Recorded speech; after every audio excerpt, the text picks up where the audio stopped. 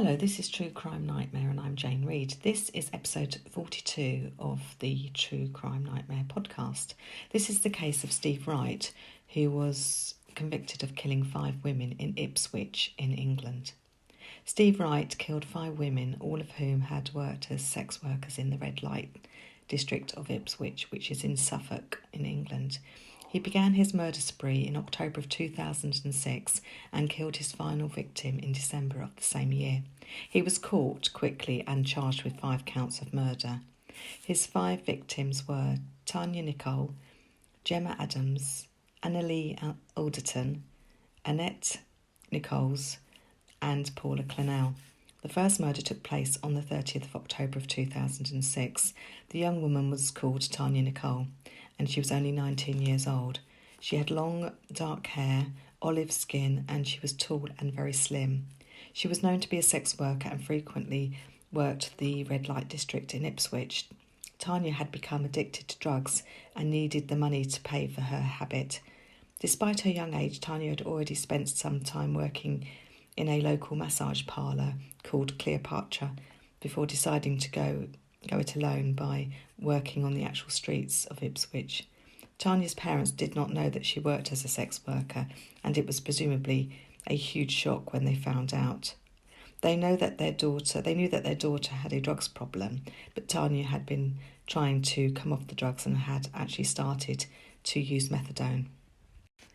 After it was reported that Tanya had disappeared and that no one had heard anything from her since Monday the 30th of October of 2006, she was soon reported missing to the police. On the 7th of November, Tanya Nicole's mother, Kerry Nicole, gave an interview to the various media outlets to ask for anyone with any information on the whereabouts of Tanya to come forward. Leaflets were also handed out to people in the hope that some light could be shed upon the missing woman's whereabouts. Details were released about what Tanya had been wearing that last night. She had been wearing pink high heels, cut-off jeans. She had her long, dark hair loose. She had apparently left the family home where she lived with her mother and younger brother. Her parents had split up, but her father only lived a short distance away, and she regularly spent time with him. They were, by all accounts, a very close family. Her parents were aware of her problems with drugs, but hoped that she would overcome them because she had got help from professionals in an attempt to come off the drugs. Tanya Nicole had left her family home to go and try and earn some money in the nearby red light district at about 10:30 in the evening. She took a bus. Sometimes she got a lift from a local man who used to help out some of the sex workers in Ipswich, but not this night. She spoke to her mother just a short time later and reassured her that she was okay. It would end up being the last conversation that they would ever have. At some point that night, 19-year-old Tanya Nichols met her killer. Tanya Nicole was captured on CCTV as she walked past Sainsbury's garage on London Road in Ipswich, and after that there was no sign of her. Despite press conferences and many appeals put out in the media, there was no sign of Tanya Nicole. On Wednesday, the 15th of November of 2006, another young woman went missing. Her name was Gemma Adams, and she also worked the streets of the red light district of Ipswich. Gemma was reported missing shortly afterwards. Another appeal was put out to highlight this new missing persons case. More leaflets were made up and distributed in the local area. A football match was taking place that weekend between Ipswich and Norwich, close to the area where both women had disappeared from, and at the match an appeal was made to help locate Tanya Nicole and Gemma Adams. More leaflets were also handed out at the match. Unfortunately, on Saturday the 2nd of December 2006, a man who worked as a water bailiff, which is basically someone who is responsible for checking brooks and rivers, especially after some bad weather and heavy rain. There had been a lot of heavy rainfall over the previous weeks, and he needed to check that the brooks and rivers were all flowing properly. He checked a brook at Hindlesham, which is a little village a few miles from Ipswich. He thought that he had found a mannequin at first, but he soon realised that it was actually a body of a naked woman. The body would be identified later as that of Gemma Adams. It must have been a terrible shock to make such a discovery. Just one day after Gemma's body had been found, another young woman was reported missing. Her name was Lee Alderton. A description along with actual images were very quickly available of Lee, and everyone hoped that she would be found alive, along with Tanya Nicole, who was still missing. Lee Alderton had long blonde hair, which she would often wear in a tidy ponytail. She was 24 years old. She had been last seen wearing a black jacket with a fur-trimmed hood and a grey top. She had blue jeans and white trainers on the last time she was seen. She was also said to have been carrying a nylon shoulder bag, which she typically used to keep all of the items that she needed on her when she was out and about. She also worked as a sex worker in the local Ipswich red light area. Lee had called in to see her mother Marie just before she headed out for her final night on the streets. Her father Roy had died from lung cancer in 1998. Lee had only been 16 years old at the time of her father's death. Her parents had long since separated, and Lee had moved abroad for a time with her mother to Cyprus, but Lee would come back to England most school holidays so that she could spend time with her father until his death. She moved back to England permanently and studied at the local high school in Ipswich. She achieved good grades and had plenty of ambition. It was reported that her behaviour changed shortly after the death of her beloved father Roy. It would come out later that at the time of her disappearance, Lee was about 3 months pregnant. She had not told her close family, but had apparently planned on telling them at Christmas time, which was just around the corner. She never got the chance, though. Lee's change in behaviour and direction apparently was noticed at the time by her mother. Her mother, by this time, had also returned back to live in the UK. Many attempts were made to try and help Lee back to how she was before her drug habit, but all unfortunately failed to help her. Lee's mother did not know until her disappearance that her daughter had turned to prostitution in order to fund her drug habit.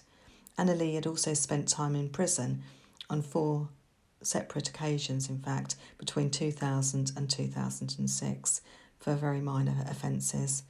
On the night that she disappeared, it was known that she had walked along George Street just about 5:30 in the evening and had caught the train from Harwich railway station towards Colchester.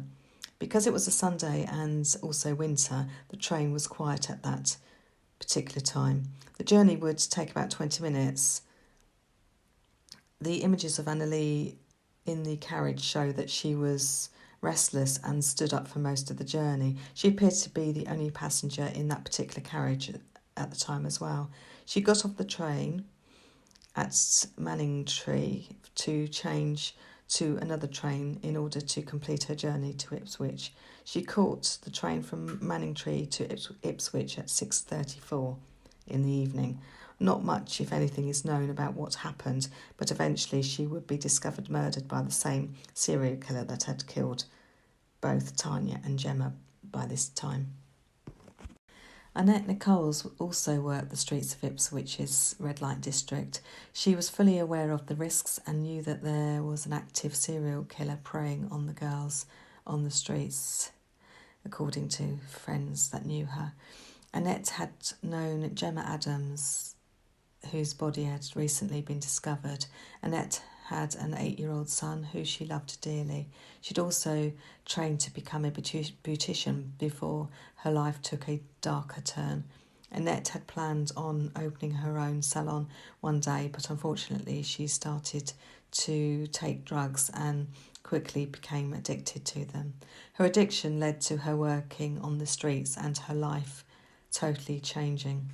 Annette Nichols was 29 years old when she was murdered. On the night that she disappeared, she was wearing black leggings and boots and a black top. Paula Clenell disappeared in early December of 2006. She had been well aware of the dangers as well from working on the streets. She had given an interview to a reporter just a few days before, after all. She had also known some of the sex workers who had already gone missing and knew that Gemma Adams' body had been discovered. Paula Clenell had been in trouble with the police for various minor offences. She also had 3 children. Her downfall had been becoming addicted to drugs, which is how she had ended up working the streets in the red light district of Ipswich. Like most of the women there, they had to work primarily to feed their drugs habit. Paula had been well known on the streets and had made a few friends along the way. Paula's parents had split up and her father lived far away in Berwick, just under 350 miles away. She had not seen him in quite a few years. She had a sister who lived locally. Paula had not seen very much of her mother in recent years either. Paula's children were in care due to her inability to look after them properly. She had vowed to turn her life around, though, and desperately wanted to get enough money together in order that she could provide a stable home for them. She had a boyfriend who she often stayed with. Paula Clenell was 24 years old when she was murdered. On a night that she disappeared, she had been wearing a pair of Reebok trainers, a navy blue coat, a grey sweatshirt and a pair of jeans. This was on Saturday the 9th of December 2006. Paula headed out for a night working on the streets along London Road in Ipswich after spending time at her boyfriend's flat. She went missing that night. She was 24 years old. She was the last known victim of the serial killer. So to go through the timeline of events in this horrendous case, it starts at 30th of October 2006 when 19-year-old Tanya Nicole went missing. On the 7th of November, Kerry Nicole, Tanya's mother, gave an interview to the media asking for anyone with any information to come forward to the police. Leaflets were handed out at this point in the hope that someone would recognise or remember seeing her daughter. On the 15th of November 2006, Gemma Adams is reported missing. She was 25 years old at the time. On Sunday, the 19th of November, with 2 women now missing, an appeal is made by the local football team and more leaflets were given out at the ground where Ipswich were playing Norwich at that time. The football ground is at Portman Road in Ipswich and it is very close to the red light area. Unfortunately, Gemma's body was discovered by a water bailiff in a brook at Tintlesham, just outside Ipswich, only about 5 miles away. On Sunday the 3rd of December 2006, Lee Alderton goes missing. She is 24 years old. On Monday the 4th of December 2006, Annette Nichols is also reported missing. She is 29 years old at this time. By this time, there was a very large media presence around Ipswich and the police were becoming very visible on the streets. Women were warned about the dangers of going out alone at night, and particularly working women were issued with lots of leaflets and helplines in order that they try and stay safe. Many more police officers were soon drafted in from local forces to try and help with the amount of work that needed to be done in order that the missing women would be found and Gemma's murder would be solved. They interviewed over 1,000 people and went through thousands upon thousands of hours of CCTV footage from all around the red light area of Ipswich in the hope of finding out what had happened and who was responsible. The police officer leading the investigation was Chief Superintendent Stuart Gull, and he quickly became the face of the investigation. He took part in many press conferences and was very active in trying to find out what had happened to the missing women. Many well-known journalists and news presenters were routinely seen giving updates on national television as the crimes unfolded. A fairly well-known criminologist, Professor David Wilson, who had already appeared in many true crime documentaries, was also giving interviews from the Ipswich area as well. So there was definitely a great deal of interest in the cases of the missing women, which could only really be a good thing if it helps in the long run. On Friday the 8th of December of 2006, a second body of a young woman was discovered. The body was discovered by police divers who had been brought in to search the area after Gemma Adams' body was found a few days earlier. This body was found in an area known as Copdock Mill. The body would later be identified as that of Tanya Nicole, and the police stated that there were some similarities between the two cases. Everyone was obviously very concerned, not only about the known victims, but also the remaining missing women and any other potential victim. On Sunday the 10th of December of 2006, yet another body was found. This was the body of missing woman Lee Alderton. Lee had been found in woodland in Nocton. Nocton is only a few miles away from Ipswich. The police were extremely busy with 3 separate crime scenes and a further 2 missing persons cases which they knew in all probability were linked. The rate in which the murders were taking place was obviously very disturbing.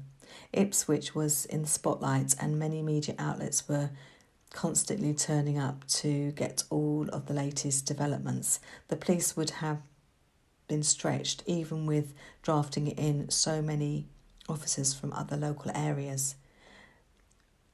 More bad news followed. On Tuesday the 12th of December of 2006, a further 2 bodies were found. They were identified as being Annette Nichols and Paula Clenell. The 2 missing women from Ipswich were now found. So in total, 5 women had been discovered murdered in just a few weeks. Fortunately, the person who killed all 5 young women would be caught and eventually put away for life. With 5 young women now dead, the hunt was well and truly on for the evil person that was responsible for bringing so much devastation to Ipswich and beyond. The media covered the story throughout, and there were many reporters and journalists, as well as the other professionals covering the case. Many images were also released to the general public, including the CCTV images of Lee, who had been captured on her final train journey when she was on her way to work the local streets, but would instead end up dead and her body just dumped in the countryside. The police were going through many hours of CCTV footage in the hope of finding out who was a likely suspect. They discovered Tanya Nichols on one image getting into a car at around about the time that she disappeared. However, not very much could be made from the image in relation to the car or the actual driver due to the poor quality of that particular image. The police also carried on with questioning any suspicious person or anyone that had, for whatever reason, been identified as worth taking a look at. Many hours and other resources would be used to try and catch the killer. A local man called Tom Stevens gave an extraordinary interview in one of the national newspapers. In the interview, he admitted that he had known all 5 of the murdered women. He said that he helped them out with lifts and that he sometimes helped them to get their drugs as well. His house was searched and people were really thinking that a breakthrough had happened, but in fact it was another local man who instead would be arrested in connection with the murders. His name was Steve Wright, and his car had been captured many times in the red light district at about the time that the women had last been seen. Steve Wright had already had his DNA added to the system because of a prior crime, and it was not long before a match was made and he was charged in connection with all 5 murders. His partner, it turned out, worked nights, which gave him the opportunity to be out all night without anyone questioning him. He frequently paid for the services of sex workers as well and was known to quite a few of the local women who worked the streets in Ipswich. Steve Wright's partner, Pam, worked nights in a local call centre and would not get home again until about 8 o'clock in the morning. He had plenty of time and opportunity to carry out his crimes without anyone at home ever suspecting him or asking him where he was going or where he had been. He had the ideal home life, it would seem, to be able to be away from home during the night. The police had already identified his car, having been in the Ipswich red light area at many of the key times linked to when some of the women had gone missing, or at least as close a time to be suspicious of him. He was known to many of the women who worked the streets. Once his DNA was also linked to at least 3 of the women who had been murdered, it was obvious that he was the person that they had been looking for, and he was charged in connection with all 5 murders pretty quickly. Steve Wright went to trial at Ipswich Crown Court in Suffolk, England, in February of 2008. There was a lot of evidence linking him to the victims, including the DNA and blood from Paula Clenell in his car. Also CCTV footage of his car being in the area at many of the key times. Despite Steve Wright denying that he had anything at all to do with the murders, unsurprisingly he was in fact found guilty on all counts on the 21st of February of 2008. The judge sentenced Steve Wright to life imprisonment with a recommendation that he never be released back into society again. In March 2008, Steve Wright appealed his convictions, but on February of 2009 he decided for some reason to drop his appeal. He's currently serving a whole life tariff, which means that he will in fact die in prison. Like a lot of serial killers, Steve Wright over the following years has been linked to other murders or disappearances. Many professionals have stated over the years that it is very unusual for a serial killer to just suddenly start killing in their 50s, and that usually they have begun killing or at least attempting to kill before that. Steve Wright was in his late 40s when he began his murder spree. He has been linked to the disappearances of many women, including London estate agent Susie Lamplugh. He had previously worked with her on the QE2 during the early 1980s. Susie Lamplugh went missing from London in July of 1986. She has since been legally declared dead, but her body has never been found. The Metropolitan Police have, however, stated that they do not believe that Steve Wright killed Susie, and they do have a much stronger case against another killer. So, in all likelihood, he did not have anything to do with her potential murder. Another victim, Vicky Class, has come up as a potential victim of Steve Wright's as well. Vicky was a young woman who vanished from Middlesbrough in England in September of 2000. Her body was discovered in a brook on the North York Moors sometime later. He has also been linked to the murder of Victoria Hall and has been questioned at length about it. Victoria was only 17 years old when she was murdered. She had been on her way home after a night out at a Suffolk nightclub in 1999 when she met her killer. Steve Wright has not been charged or convicted of any other murders, and all of the mentioned cases are still unsolved. Maybe more information and evidence will eventually come to light in these unsolved cases, and hopefully justice will be served in the end. So what is actually known about Steve Wright? He was born on the 24th of April of 1958. His father Gerald was in the army, so Steve was born in army quarters. The family resided at RAF West Beckham at this time. Steve Wright's mother was called Patricia, and she and Gerald would end up getting divorced. It has been said that Patricia ran off with another man, but before that the couple had had another son and 2 daughters as well. Steve Wright's parents would divorce when he was only 8 years old. Conrad brought up all of the children after Patricia left. He had some help though. He eventually remarried and had 2 children with his second wife. Her name was Valerie. Owing to his father being in the RAF, the family had to move a lot, including abroad. Steve Wright attended many different schools during his childhood, including schools not only in the UK but in Malta and Singapore. He left school in England at the age of 16 without any qualifications. He would get various jobs in kitchens or as waiting staff over the years. He ended up working on the ferries as well. He married a woman called Angela O'Donovan in 1978 when he was 20 years old. The couple ended up living in Wales. They had a child together. He was still working on the ferries and also on cruise ships, and at the age of 25 he first came across the so-called sex industry when he visited Thailand. His first marriage soon fell apart and they ended up getting divorced. He met his second wife, Diane Castle, soon afterwards. The couple married in 1987. The couple decided to run a pub together, which apparently was the main reason that they married, because the brewery liked couples to be married at this time. It was in the 1980s. The couple did not have the best relationship and they had many rows. They did end up running their own pub, but only for a little while. The pub was called the Ferry Boat Inn, which was based in Norwich. The couple only had the pub for a few months, it would seem. Steve Wright would later work in a pub in Felixstowe, but he was sacked because he stole some money from the cash till.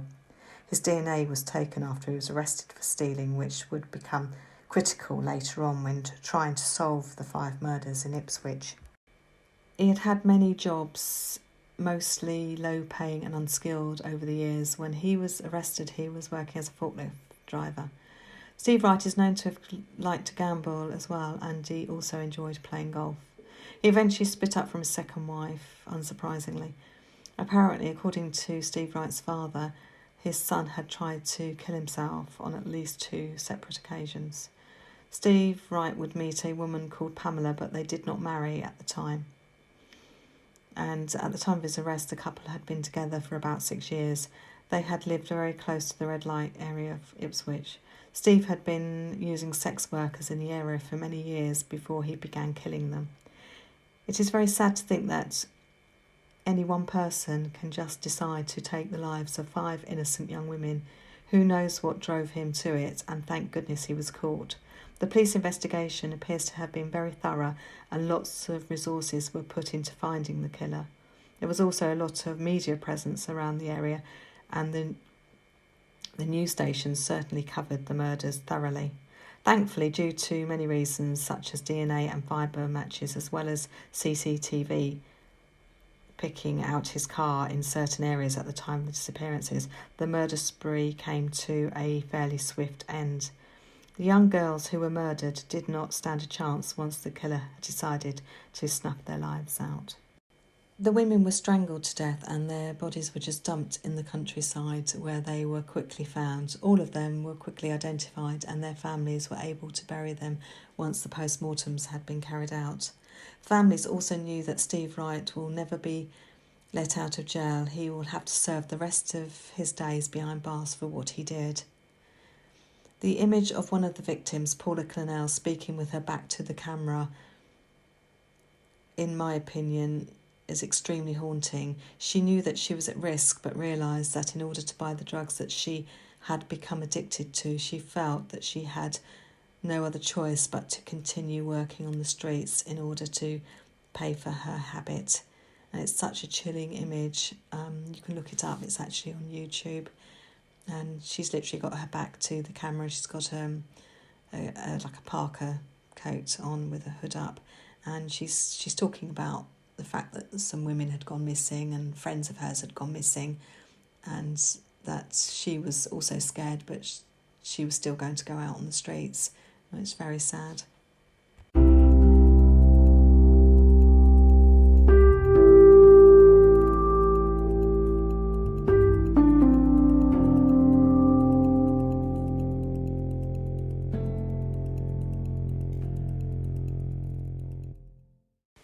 Well, thank you very much for listening, and if you want any more information, there's plenty of information out there about the so-called Suffolk Strangler, Steve Wright, and the poor 5 victims that were killed. Credits for this episode go to Wikipedia, and there was a book on the case which was very good. I read the whole of it, and it's called Hunting Evil Inside the Ipswich Serial Murders, and it's by Paul Harrison and David Wilson, and it's a very good book. Also, there's a documentary which I found on YouTube, and it's called Murder Files. Once again, thanks very much for listening. Bye.